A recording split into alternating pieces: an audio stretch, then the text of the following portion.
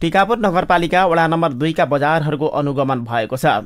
हिजो टिकापुर नगरपालिकाको बजार अनुगमन समितिले वडाका सीतापुर, मिलनचौक, भानुचोक, विजयनगरका बजार अनुगमन गरिएको निरीक्षण अधिकृत रन्जु आचार्यले जानकारी दिनुभयो। उहाँले विद्यालय वरपर बिक्रीका लागि राखिएका सुर्तीजन्य पदार्थ, मदिरा, म्याद नागेका वस्तु नष्ट गरिएको समेत जानकारी दिनुभयो। विद्यालयमा हामीले विशेष गरेर चाहिँ यो सुर्तीजन्य पदार्थहरूको बिक्री वितरण, मदिराजन्य पदार्थहरूको बिक्री वितरणलाई के रहेछ भनेर चाहिँ हामीले खास विशेष त्यसलाई चाहिँ फोकस गरेर गरेको अवस्थामा चाहिँ हामीले यो कालिका आधारभूत विद्यालयको छेउछाउमा चाहिँ धेरै रूपमा चाहिँ हामीले यो सुर्तीजन्य पदार्थहरू र एउटा दुईटा पसलमा चाहिँ मदिराजन्य पदार्थ पनि भेटिएकोमा चाहिँ हामीले त्यसलाई चाहिँ नष्ट पनि गरेका छौँ।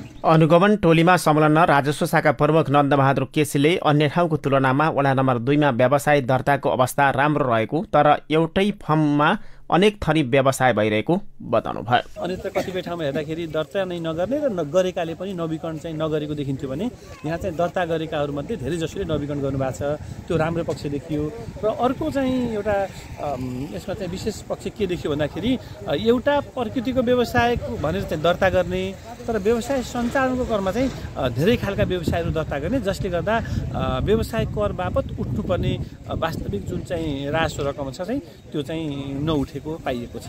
अलग अलग खालको व्यवसायको अलग अलग कर गणना गरेर व्यवसाय कर तिर्नु परेमा एउटा मात्र प्रकृतिको चाहिँ कर तिरेको हुँदा त्यो चाहिँ अलिकति कर छली भएको देखिएको छ। मायाराम चौधरीले उपभोक्ता जानकार नभएको क्षेत्रमा व्यवसायीहरूले जस्तो माल बेच्दा पनि हुन्छ जस्तो गर्न नहुने बताउनु भयो। यस्तो ड्यामेज भएको माल नबेचिदिनु होला अनि उपभोक्ताहरूलाई, साथीहरूलाई म पनि भन्छु यस्तो माल पहिला जस्तै किन्ने बेला हेरेर नै अब ड्यामेज भएको नभएको हेरेर किन्नु होला।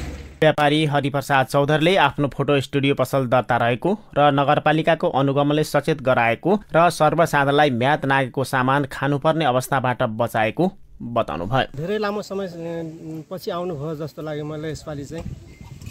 अलि चारचारै आउन पाएको भए अझै राम्रो हुन्थ्यो। अनुगमनका क्रममा विद्यालय परिसरमा असुरक्षित खानेकुरा बेच्ने गरेको, शौचालयको सरसफाई नभएको, म्याद नागेका वस्तु बिक्रीका लागि राखिएका, तोकिएका भन्दा कम तौलका वस्तुहरू बिक्रीका लागि राखिएको पाइएका छन्।